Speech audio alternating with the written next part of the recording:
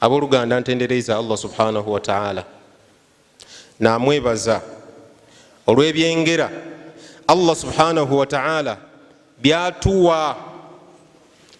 Ku mulundi guno olwaleero ndikwenda kwogera ku ni'matul awlad.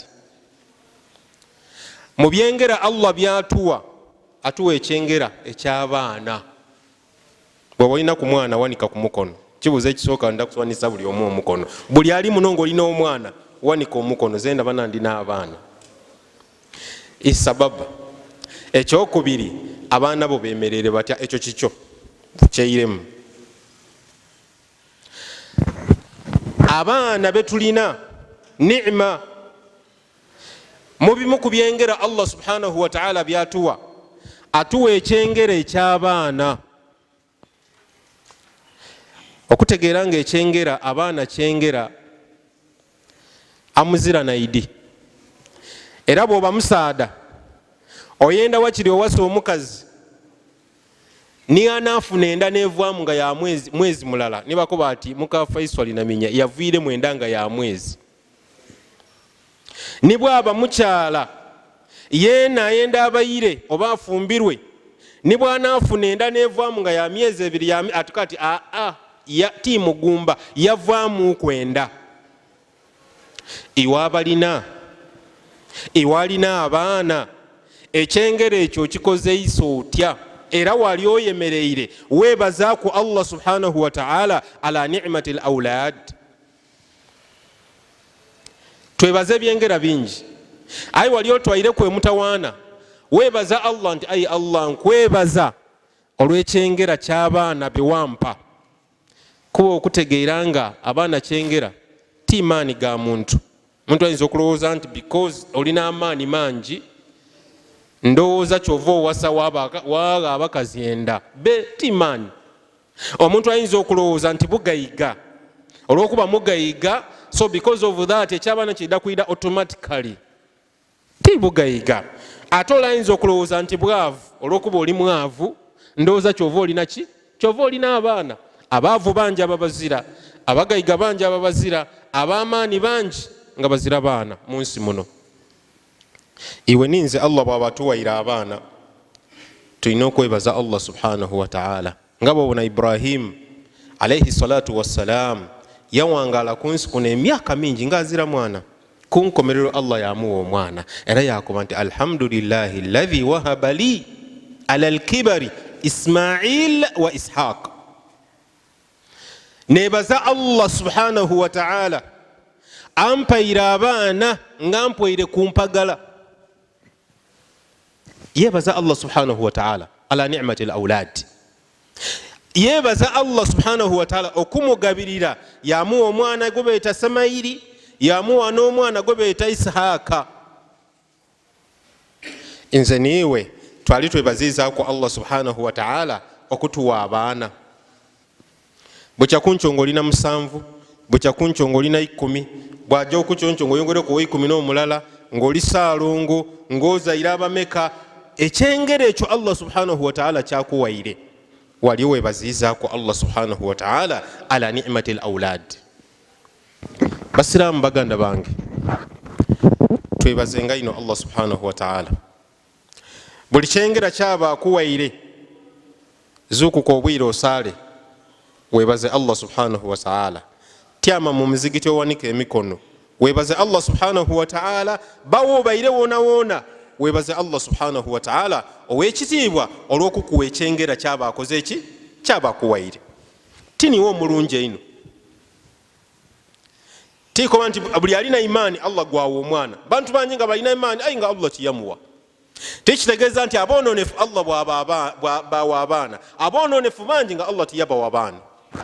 Nga Firauna yali ku nsi kuno yeyeeta Katonda, yakola buli ekisoboka kyona kyona, buli kintu kyona kyona yakikola, ayi nga Allah subhanahu wa ta'ala yamwima ekyengera ekyaki, ekyengera eky'abaana. Iwe ninze Allah bawaire abaana, tutwaire omutawaana okwebaza Allah subhanahu wa ta'ala ow'ekitiibwa. Bwera yeeka olwaleero tandika okwebaza Allah subhanahu wa ta'ala, kuba Allah akoba nti la in shakartum la azidannakum. Bwe munaabanga muneebaziza ndakola ki ndakubongera. Okubongera kitegeeza nti Allah subhanahu wa ta'ala aida kuteramu baraka mu baana. Abaana baife betuzaala oluvannyuma lw'okutegeera nti kyengera Allah kyatuwa yamunnuha alaina, Allah kyatuwa ife kyetuteekeirwa okuba nga tumwebaza nga Ibrahimu alayhi salatu wassalam bwe yeebaza Allah subhanahu wa ta'ala. Abaana baife betuzaire tubaleze tutya? Ndina abaana, olina abaana. Abaana bo boozaire obaleze otya? Ekibuuzo ekyo buli musiraamu bw'okimubuuza akoteko omutwe. Buli musiraamu bw'omubuuza obona ng'omukoonye ku mutima. Buli musiraamu awulira okunakuwala kuba ojja okulinga mu baana bo nga mubutuufu obona wakola loosi. Loosi eyo eyinza okuba nga eva ku iwe. Era kyova obona nti yaumul qiyama nga bakaali kubuuza mwana buvunaanyizibwa obw'omwana ku baaba we, bajja kusooka kubuuza obuvunaanyizibwa bwa baaba ku mwana we. Oba ntegeerekeka? Nga Allah akaali kubuuza mwana ono obuvunaanyizibwa ku lataawe, Allah ajja kusooka kubuuza iwe baaba obuvunaanyizibwa bwo ku mwana wo. Watuukiriza obuvunaanyizibwa bwo ku mwana wo? Abasaadde bangi mudankaine sore tuse aye nga n'olulimi oluyinza otegeerekeka. Abasaadde bangi baasala leerwe kasita azaala, kasita agasa mukazi ogugwe guba gwakumuzaala mu baana. Yazaala asooka mukazi waitu yaguminkiriza, yazaala owokubiri bamuwa munda ng'aguminkiriza, aye ng'ono isaibika ndamweta isaibika oba mwidi isaibika mu lusoga. Isaibika ogugwe gwakukola ki? Gwakuzaala taliisa, tagula mmere gaka, tagulira mwana ngoye, taidandaba mwana, tamutwala mu idwaliro, n'okumusomesa takola ki? Tamusomesa. Oyo taba isaibika. Ng'ate Ali radhiyallahu anhu qaal allimu awladakum wa adibuhum. Ali radhiyallahu anhu yakoba nti bana basiraamu banange, abaana baimwe mubasomesa idiini. Ekyokubiri adibuhum, mubagundule. Musomesa abaana baimwe idiini era mubagundule. Mubegerese empisa enungi, mubegerese okutya Allah subhanahu wa ta'ala, mubegerese okutamunkola sunna dowekitibwa Nabbi Muhammad sallallahu alayhi wa sallam. Iwe ninze kubeeka etooki, oyinayo omwana eka asobola okwaziina. Ng'olina omwana eka nga asobola okwaziina. Iwe ninze olinayo omwana eka ng'osobola okufa iwe ng'ofiire baaba we, yayemerera mu layini wano yakusaalira, yasoma alhamdu etuuka, yasaalira nabbi, yakusabira edduwa. Era buli lwasala n'ava ku musaalo yakuba nti rabbi ghfirli waliwalidayya warhamuhuma kama rabbayani swagira. Oyagana nga ni baba mwene tajidi mebuti ati omwana gwazaire. Abaana baife tubakulize ku musingi ogw'obusiraamu.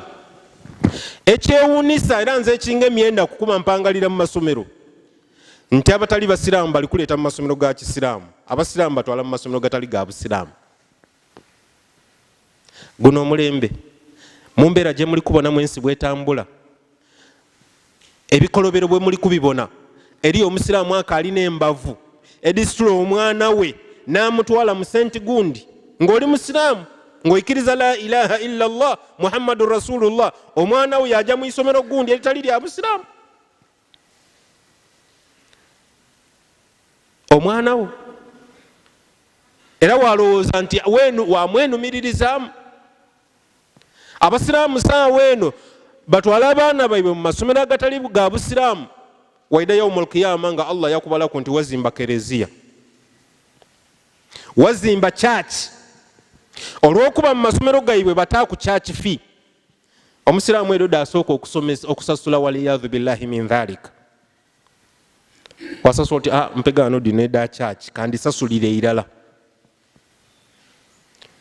wasasula eda church bakoba ati muna ni ku requirement daife kuli ku ni Bible bakoba ati ni Bible eda Bible dona dite wano eda Bible dona wadikola ki dona waditawo. Ayi ngoli musiraamu olina sigida olina ekirevu empale dikomeno, ayi oli kuzimba ki oli kuzimba kereziya. Ate nga Allah subhanahu wa ta'ala na Rasul sallallahu alaihi wasallam akoba kuzimba mizigiti, man bana lillahi masjida bana Allahu lahu baytan fil janna wa anta tabni alkanais. Aye oli kuzimba kereziya oli kuzimba kanisa, baje bakobere munti Allah subhanahu wa ta'ala thalithu thalatha, baje bakobere munti Isa mwana wa Katonda. Aye nga it is your contribution. Iwe musiraamu niwo contribute nze kuki kwekyo. Ali radhiyallahu anhu kyalikoba nti allimuhum, musomesa abaana baimwe, adibuhum, abaana baimwe mubagundule mu ngundule yo kalimatu la ilaha illa Allah Muhammadun Rasulullah. Abasiraamu muveeyo ku nsonga egemagana ku baana baimwe. Obwire bwe tuli musaawa ya buti yakuyisa abaana ku masomero, nze ogwange gutumaze. Ayi tulyagana newa Allah nga nkuwa ku budulizi, tulyagana newa Allah nga nkuwa ku budulizi nti ayi Allah balagtu, abantu bano nabakobera badema kale ni waidi.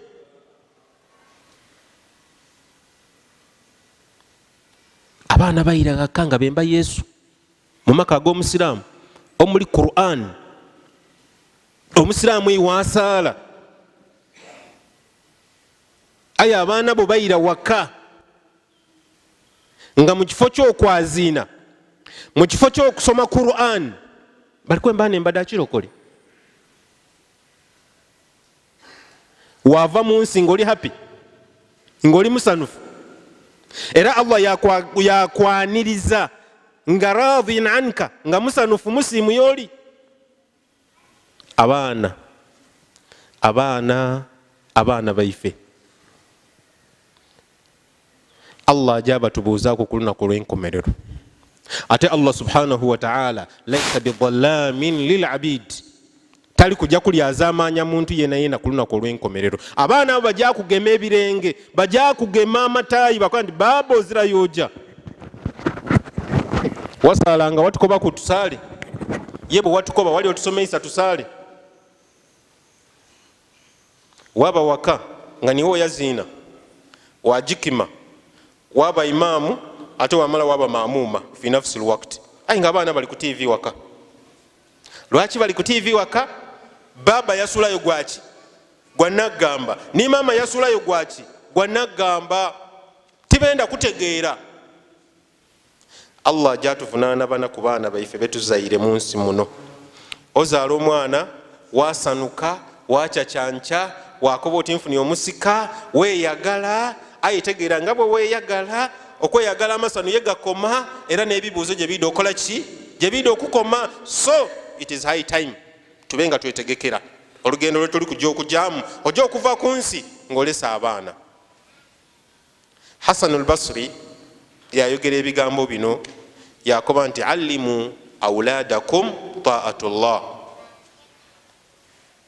abaana baimwe mubasomese, mwegeresa abaana baimwe okutya Allah subhanahu wa ta'ala ow'ekitiibwa. Lingirira mu makaago, olinayo omwana ayidde osoma Qur'an, kale Qur'an njiregala, olinayo omwana ayidde alimu yasarna ekewo, olinayo ku omwana nga alimu yasarna ng'olina isuubi nti insha Allah taamwene omwana wange ali kujja kumala ku yasarna. Bw'anaaba agimaze ku yasarna atandika okusoma ki? Atandika okusoma Qur'an. kale nze byanema aye mbuuza ekibuuzo iwe bikulema bitya nga bingi byoiti omuntu ayidi esimu aligema yalitagandula yalisuula wali omuntu ayidi kompyuta aye yalyega atya mpegano swala nerema oba Qur'ani nekulema abaana baife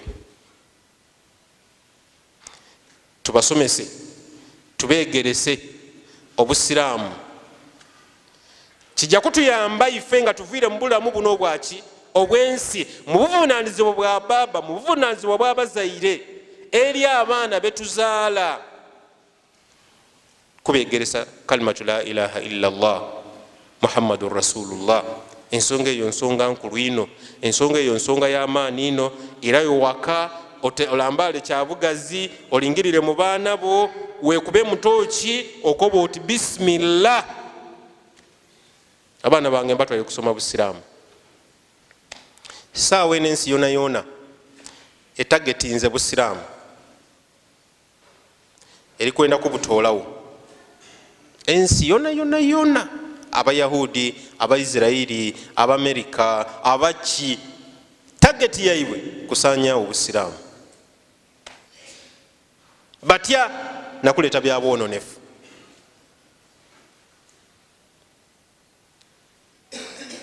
saawa eno omusiraamu woli wonawona omwana otamuleka kigere atakuleka kigere tegeera aliira atya atambwira atya atendwika atya nani gwatambwire naye nani gwazaine naye nani mukwano gwe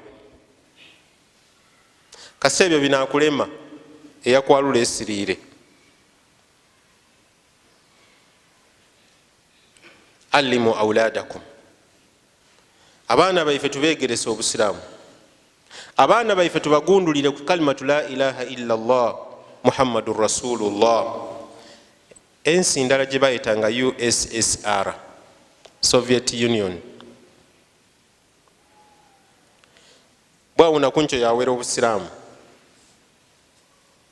tekayenda kwaziina tekaali kusoma Qur'an tekaali kuba nti la ilaha illa Allah nga gwe bakugema kuguba gwa naggomola oyiziza omusango ndowooza omusango gwa naggomola gwedi kale kankitwale nti oba oliire mu nsi olukwe ko olya mu nsi olukwe ojja kukalabba era boona bakoba nti kasita bakwagaana weeno ojja kukalabba yaziina obone oba toofe soma Qur'an obone oba toofe batambuliza awo ensi abantu abaali abasiraamu mu nsi omwo bayizanga abaana bayibwe mu kasonda babagemesa Qur'an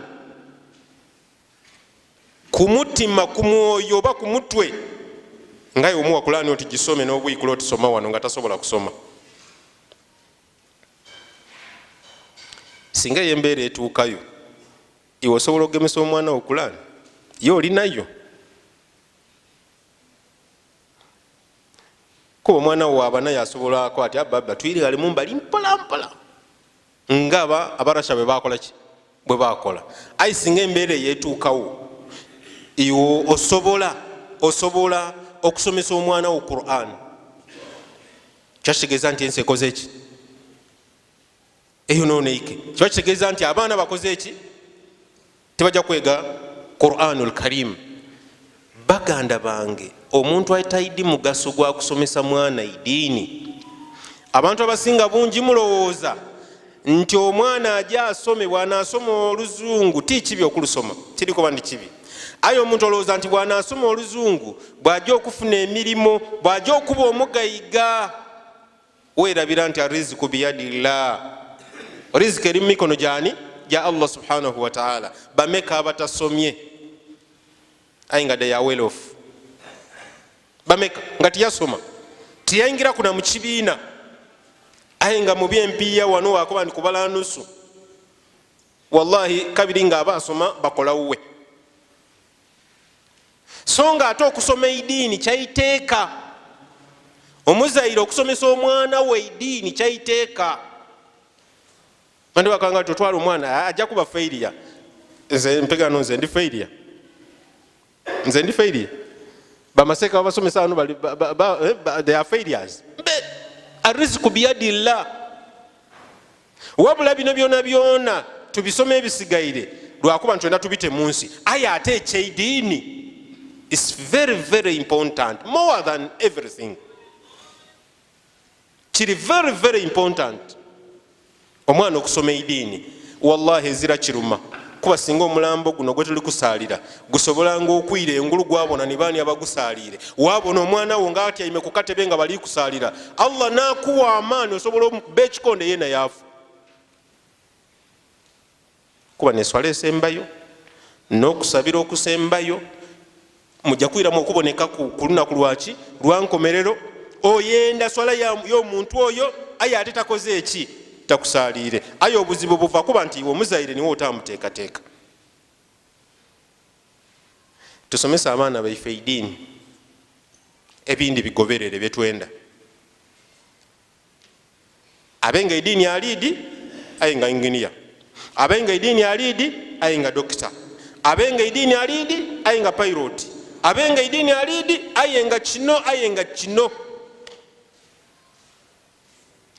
Bwe tuyida okufuna okugasibwamu ku lunaku olw'enkyo nga Allah subhanahu wa ta'ala akwidulwire yakutoola mu nsi muno omwana yasigala ku nsi yakuba nti o baba wange rabbi gfirli waliwalidayya warhamuhuma kama rabbayani saghira.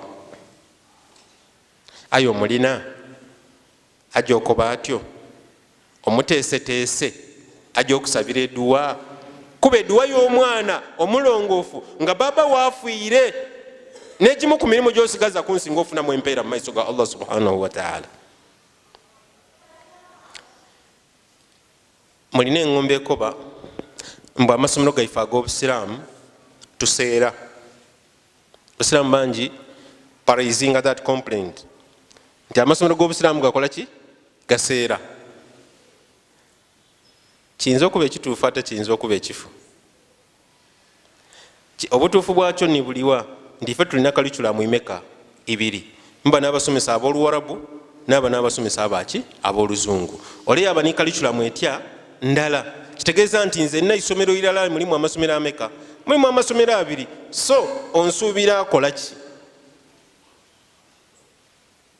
Aye nga byona byona byakwegemya kuba eri amasomero nga gaidiini nga malungi ng'esente daago nungi aye watwala mu isomero lire nga lya sente mbitirivu alwokuba oli kwenda standard aye standard gyoli kwenda standard ki gyoli kwenda ezira mu kalimatu la ilaha illa Allah muhammadun rasulullah.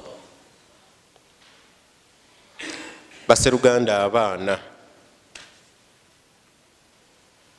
baseruganda abaana baife tubalese tutya abaana baife tubalabirire tutya abaana baife tubayambye tutya mu buzibu buno obwensi efuuse ey'obwononefu ila daraja la yutasawwar kuba abantu boononeike abantu tibakasaasira ekinaleetamu abantu okusaasira ki kuba taamu kalimatu la ilaha illa Allah kuba taamu idiini kuba idiini bweba mu muntu titulobye ni bwayonooneka yatuuka idiini lyamwiza yayira ku layini.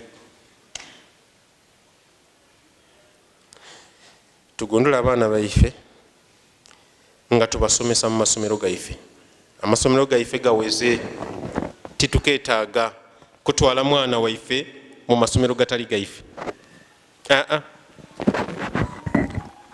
okutoola kwa n'abatayenze kuwulira era n'abatayenze kutegeera.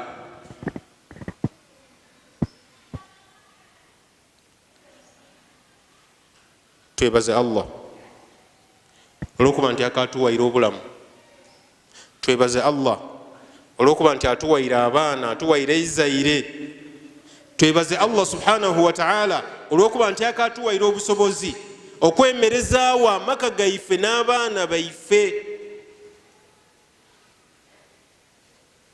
Wallahi omwana niba olimulekera ebyagawa nga yaziramu la ilaha illa Allah muhammadun rasulullah ng'aziramu nti bwe baziina nina okujja nsaale ng'aziramu kutya Allah subhanahu wa ta'ala oliba okoze loosi.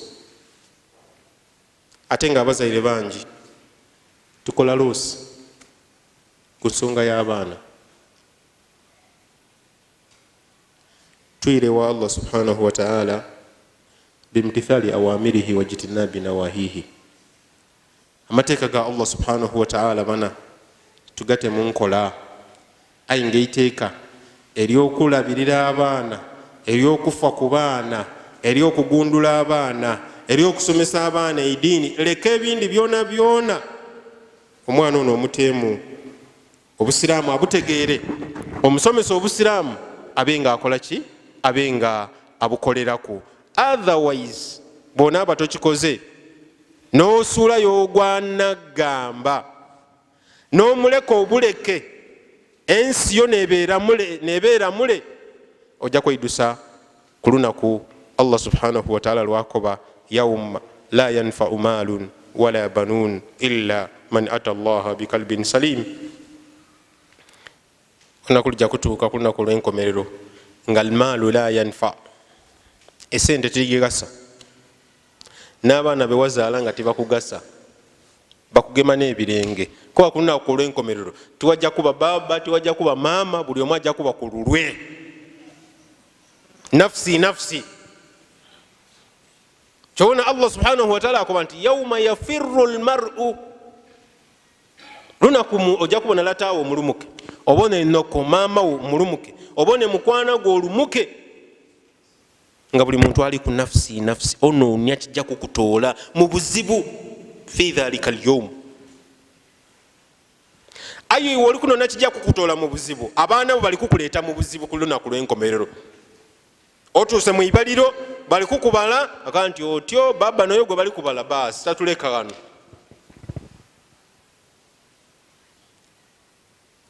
Eswala Nabbi sallallahu alayhi wasallam yatulagira yakoba nti muru awladakum bisalati wahum li sab'i. Nabbi sallallahu alayhi wasallam yatukoba nti mulagira abaana baimwe okusaala nga ba myaka 7. Kasa mwana aweza myaka 7, baba ni maama waka mubalagira abaana baimwe okutandika okusaala. Wali otwaireko obuvunaanyizibwa baba oba maama okukoba ku baana bo nti bana saawa ya swala. Wali obakobyeku nti bana mwide tujje tusaale. Yo n'abakoba otyanga n'okubasomesa n'enswala tibagiidi. Wali obafunireko omuwalimu, kale bwe birema byona byona, kale wakiri mufunira omuwalimu.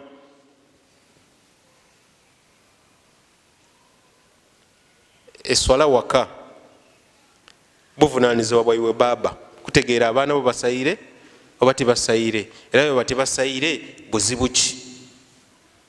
Buvunaanyizibwa bwa maama waka, okutegeera abaana basayire oba tibasayire. Baba oira waka wakambuwala watakwebanda olw'okuba oyagaina abaana nga tibanaabye, n'omukazi wamukuba empi olw'okuba abaana tibanaabye. Eyo ti ishu ayo tinene ino nga yakuleka swala. Lwaki woira waka ng'okali kubuuza abaana banaabye tibanaabye? Lwaki tobuuza basayire oba tibasayire? Era abaana babeewo nga bategeera ahmiyatu swala, obulungi n'obukulu obwaki n'obukulu obweswala. Muru awladakum, mbakubiriza bwe mwirayo ewaka abaana baimwe mubalagira okusaala, ate balagire ng'osoose kubasomesa. Mubalagire okusaala bwe baweza emyaka 10, awo muzaire okangule ku idoboozi.